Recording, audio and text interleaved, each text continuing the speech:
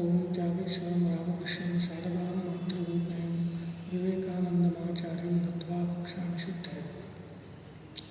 In our last class, we discussed the anecdote or the story of Nachiketa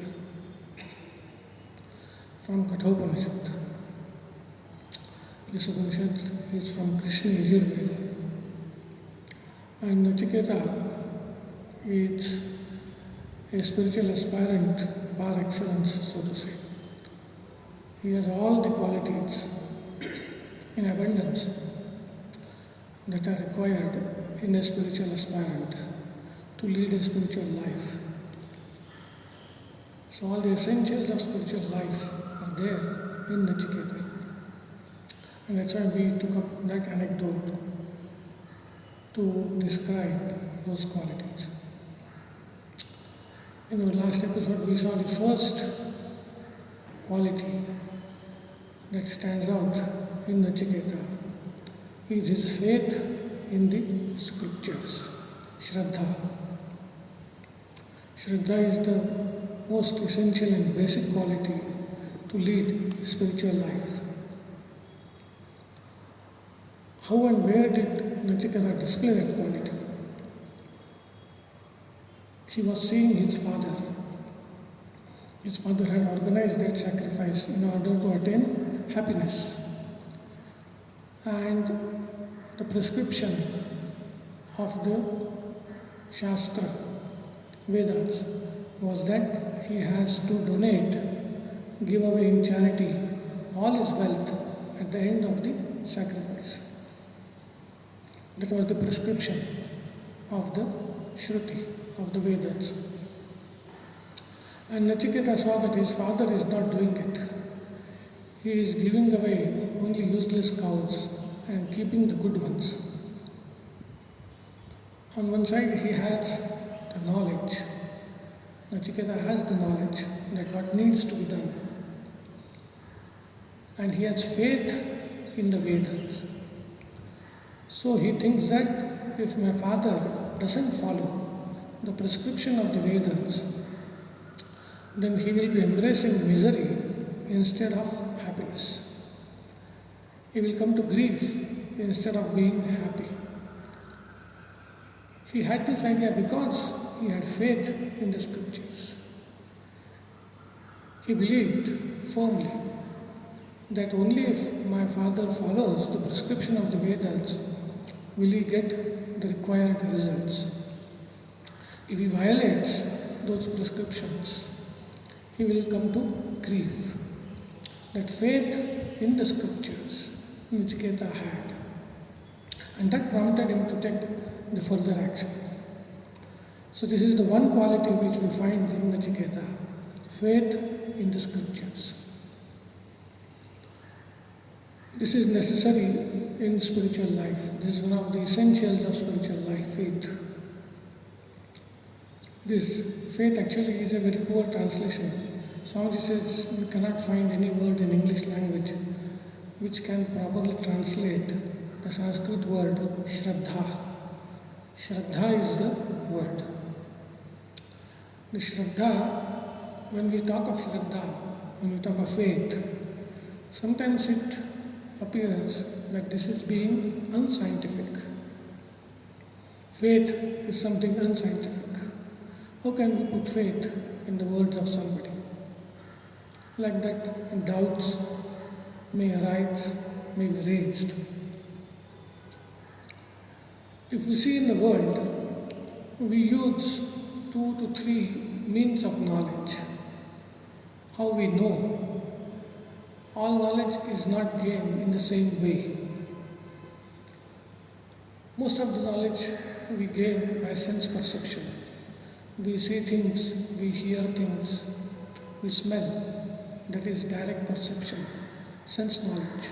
That is one way of getting knowledge. But our life doesn't depend entirely on this knowledge. There is another means of knowledge called inference, anumana. In Sanskrit, this means of knowledge is called pramana. the means of prama, that is valid knowledge. So one pramana, one means of valid knowledge is pratyaksha, that is sense perception. The other one is anumana, that is inference. We use it in our life, in day-to-day life, we use inference. We see something, based on that we infer something else, and that is a valid knowledge. Someone sees smoke coming out of a house, and he or she calls the fire brigade. The fire is not visible, but fire is inferred, and it is a valid knowledge. So we do use inference as a means of valid knowledge and act on that. So that is the second means of knowledge. One is sense perception, second is inference. And third, very important means of knowledge which we use in our day-to-day life is called shabda or verbal testimony. Shabda pramana or verbal testimony. We use it in our life very much. We live on that. Our parents, what they have told us, we never question. We believe, we trust, we have faith. What the doctors tell us, what the financial advisors tell us, we believe them and we work on them. When doctors tell us something, we believe, we take the medicine and we get the result. So verbal testimony, believing or accepting verbal testimony as a means of valid knowledge is not something unscientific. We do it in our day-to-day life. And it's not called unscientific because we are able to see the result ourselves. We trust in someone, we work on it, and we get the results. We trust the teacher, we conduct the experiment, we get the result for ourselves to see with our own eyes. Sense perception. So verbal testimony is also used as a valid means of knowledge in our day-to-day life. Such people we don't call unscientific. And same is true in terms of spiritual life also. The Shruti says, the Upanishads say that God exists. There is no other way to know God than the words of the Shruti, words of the Upanishads. And later whatever scriptures have come out after the Upanishads. There is no other way. We cannot know God through our senses or through inference. We can arrive at a certain idea, saying that this world is there, so there has to be some creator of this world. There is an order in this world, so there has to be somebody who is maintaining the affairs of this world. That is called Srishtikarta, Sthitikarta, like that. But up to there. Beyond that, what is the relation between this God and ourselves? There is no pramana, there is no means of knowledge except Shruti, that is the Upanishads. And here also, Shruti is as scientific as science. Believe in the Shruti, follow the prescriptions, get the results for ourselves. The same method that is used in science is used in spiritual life as well. Faith is the beginning, but it is not the end of spiritual life. Our life begins with faith, but it should end in direct realization. And that is what Shruti wants us. Shruti doesn't want us only to believe in it, but to conduct our life accordingly and to get the experience for ourselves. So it is a very scientific religion, the religion of the Upanishads. But like all other sciences, this is also based on initial faith. And whom should we put our faith on? That is the question. These Upanishadic seers, they were pure to the core. Their hearts were pure. They had the experience of God. Vedahametam Purusham Mahantam. The Upanishadic seer says, I have seen that Supreme Being, Aditya Varnam Tamasah Parasat, luminous being beyond darkness. I have seen. So they had realization. They were pure and they were interested in the good of all. Hita, the good of the world, was at their heart. So that these three qualities, they were pure, they had realization, and they were interested in the good of all. With this character as their strength, they have uttered certain words, certain mantras, which come to us as Upanishads. Upanishads are nothing but the utterances of the seers who were pure, who had realization, and who had nothing but good of the world at their heart. So they are trustworthy. The whole point of verbal testimony is the person in whose words we put our faith must be trustworthy. Apta is the word in Sanskrit. And for a person to be apta, these three are the qualities. And then this tradition has continued. We have Bhagavad Gita by Bhagavan Sri Krishna, teachings of Ramachandra, Bhagavan Sri Ramakrishna, Swami Vivekananda. When Swami Vivekananda went to Sri Ramakrishna said, yes, I have seen God and I can show you also. He did not say you just believe. He said, I can show you. So faith followed by effort on our part leading to realization. That is the chain of events. So faith is not unscientific. It is the basis of spiritual life. Spiritual life begins with faith, but it should not end in faith. It should end in our own realization. So Nachiketa had this tremendous faith in the scriptures. He believed that if my father doesn't follow the prescriptions of the scriptures, he will come to grief. So it was one quality, an essential of spiritual life which Nachiketa had. The other quality, very useful for success in any endeavor, of which Swami Vivekananda was very fond of, is faith in oneself. Swami Vivekananda used to say that even if you have faith in all the gods, but no faith in yourself, then you are an atheist. Nachiketa had that tremendous faith in himself. When his father angrily, when he had lost his mind, so to say, out of anger, and said, I give you away unto death, Nachiketa comes back and thinks, is something wrong with me? And then he utters those words, Bahuna meni prathamo, Bahuna meni madhyama. At times I am the best, at times I am the second best, but I am never the least, I am never the worst. There is no self-pity in Nachiketa. He never looks down upon himself. The tremendous faith in himself he had. Swami Vivekananda liked that quality in Nachiketa. That quality is necessary for success in spiritual life, for success in any life.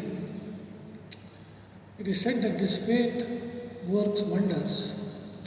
When one has faith in oneself, many hidden qualities, capabilities are unlocked.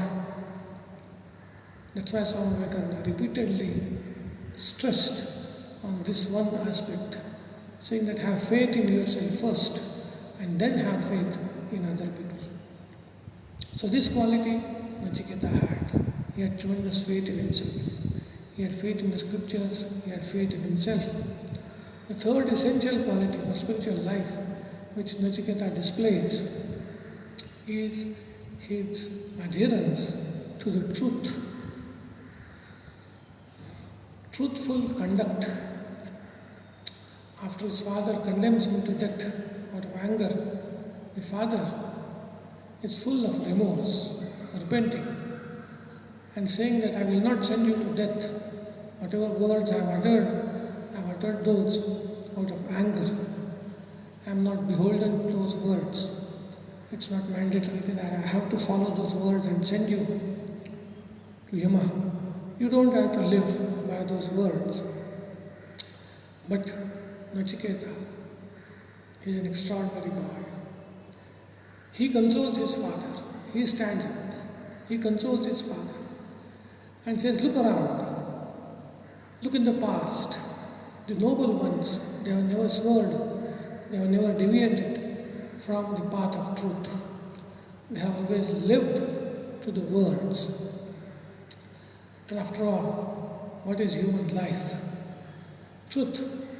Living by the truth is more important than life itself.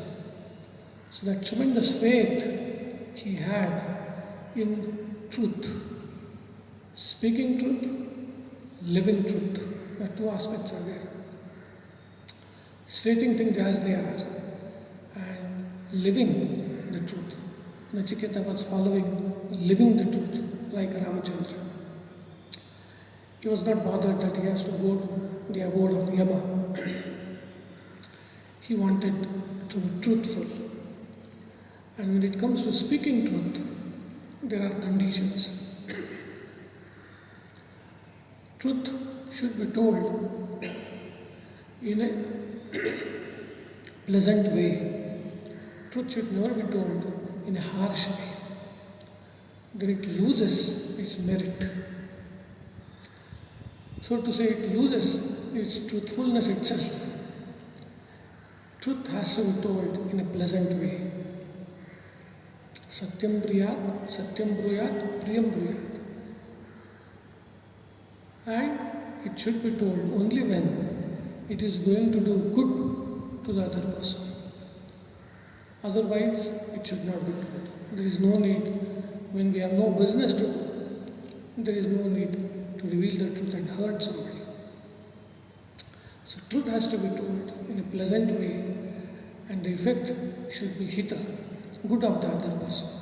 So these are the three qualities which make a statement truthful. That is speaking the truth. And living truth is living by our word, living by our profession, living by the standards that are expected of us, living by those, that is living the truth. It is extremely difficult. No one is saying that holding on to truth is a cakewalk, is easy. No one says. Sri Ramakrishna says, truth is the tapasya, austerity of Kali Yuga. Generally, austerity is associated with discomfort, with some amount of pain, and it expects us to forbear. We are supposed to fast and forbear the hunger. That is the common notion of austerity. Same is true of truth also. When we live truth, speak truth, there would be consequences. There would be discomfort. There would be disadvantages. That is why Sri Ramakrishna calls it tapasya. If it were not difficult, everybody would have lived by truth. But it is difficult. But then spiritual life is difficult. It is going against our natural tendencies. So this truthfulness, another essential of spiritual life, we find in Nachiketa. And the fourth quality that I would like to discuss here is its proactive nature. He saw everything, understood what his father was doing, and then he did not keep quiet. It is not just enough to know things or to believe in things. We have to live by it. So he goes to his father and tries to correct the situation, save his father from coming to misery by asking that question as to whom are you going to give me away? He's just not satisfied by knowing that my father is doing something wrong. He wants to correct the situation. That proactive nature is there in Nachiketa. He doesn't just gossip about it or doesn't start criticizing his father in front of others, which most other people do. But he goes straight to his father to remedy the situation. So we see the problem if we feel that we are responsible, we should try our best to fix it. If we are responsible for it, if there is something we can do about it. Nachiketa felt that he was his son. It was his duty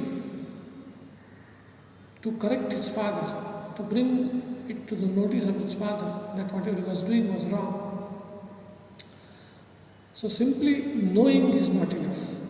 Nachiketa acts upon that knowledge. So we find that practicality, that proactive nature in Nachiketa. So these are the 4 qualities that we find in Nachiketa, which are essential for spiritual life. And then the story, the anecdote continues. Nachiketa goes to the abode of Yama to fulfill the words of his father. This Yama is a very different character in Kathopanishad.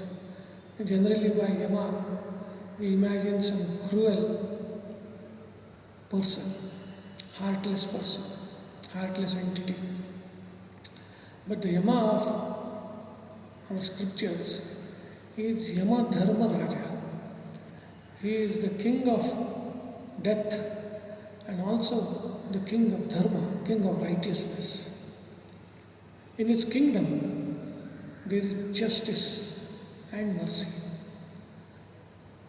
As is or as are our actions, our thoughts, accordingly the results we will get.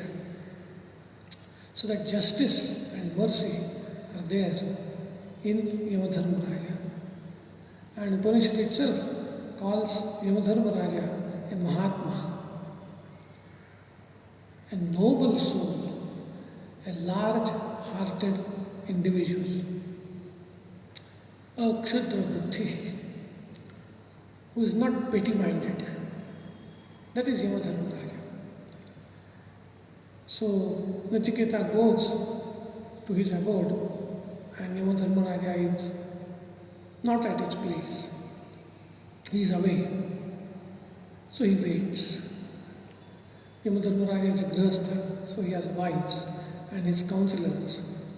Nachiketa doesn't accept the hospitality. He just waits 3 days and 3 nights at the door of Yama. And when Yamadharma Raja comes back, his wives and his counselors, ministers, they plead to him. You see, an atithi, a guest, is waiting at your gate without food for 3 days and 3 nights. Atithi without food is like a fire. He will burn through all your fortunes of this life and the next.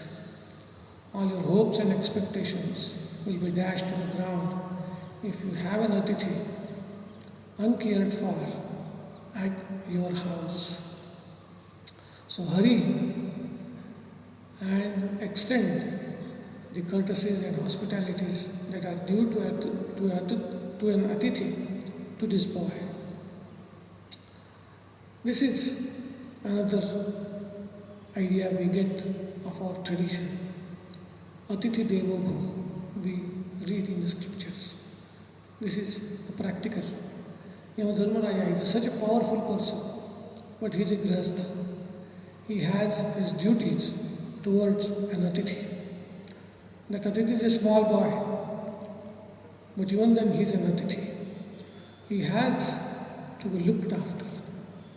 So Yamadharma Raja goes and meets Nachiketa, extends all the courtesies and hospitality, and then tells him that, look, I know you are noble, and whatever defects have happened on account of my not extend you the hospitality, you will forgive them, no doubt.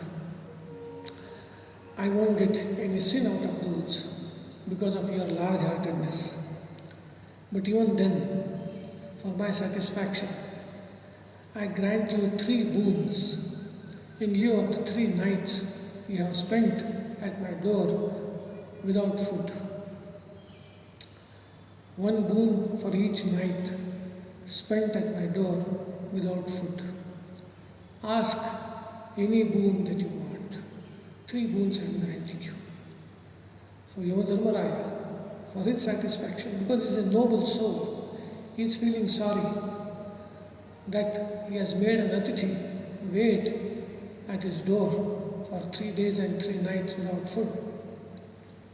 So he grants 3 boons to Nachiketa. And what those boons are, we'll see in our next class. Om Shanti, Shanti, Shanti. Hari Om Tat Sat Sri Ramakrishna Pranamastu.